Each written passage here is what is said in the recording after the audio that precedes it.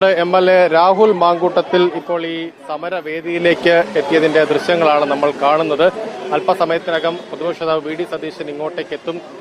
ഇതുപോലെ നേതാക്കളെയെല്ലാം ഈ ഘട്ടത്തിൽ, അതായത് ഈ 266 ദിവസം നീണ്ട സമരത്തിൽ പിന്തുണ നൽകിയ നേതാക്കളെയെല്ലാം ഈ സമരസമിതി ഇങ്ങോട്ടേക്ക് ഈ പരിപാടിയിലേക്ക് ക്ഷണിച്ചിട്ടുണ്ട്.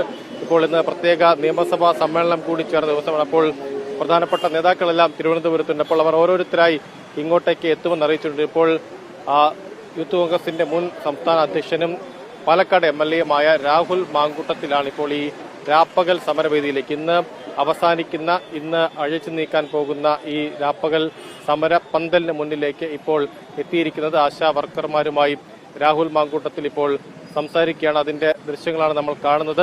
ഇപ്പോൾ ഇവിടെ നിന്ന് ഈ സമരം അവസാനിപ്പിക്കുന്നുവെങ്കിലും, ഈ രാപ്പകൽ സമരം അവസാനിപ്പിക്കുന്നുവെങ്കിലും ഇനി പ്രാദേശികമായി ജില്ലാ തലങ്ങളിലേക്ക് സമരം തുടരാനാണ് ആശാ വർക്കർമാരുടെ തീരുമാനമുള്ളത്. അത് 21,000 രൂപ ഓണറേറിയം ആയി വർദ്ധിപ്പിക്കണം, 21,000 വർദ്ധിപ്പിക്കണം തുടങ്ങിയ ആവശ്യം വീണ്ടും ഉന്നയിക്കാൻ അവരുടെ തീരുമാനം. മാത്രമല്ല, ഒരു പ്രചാരണം, അത് തങ്ങളുടെ ആവശ്യങ്ങൾ തുടക്കത്തിൽ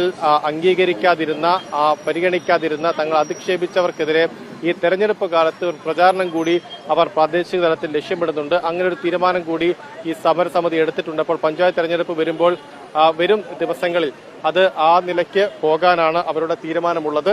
ഏതായാലും ഇപ്പോൾ ഈ അല്പസമയത്തിനകം ഇവിടെ നടക്കാൻ പോകുന്നത് പ്രതിജ്ഞ റാലിയാണ്. ആ റാലിയിലേക്ക് അല്പസമയത്തിനകം പ്രതിപക്ഷ നേതാവ് വി.ഡി. സതീശൻ എത്തും. നേതാക്കൾ ഓരോരുത്തരായി ഇങ്ങോട്ടേക്ക് എത്തി അവർക്ക് ഐക്യദാർഢ്യം അറിയിക്കുമെന്നാണ് അറിയിച്ചിട്ടുള്ളത്.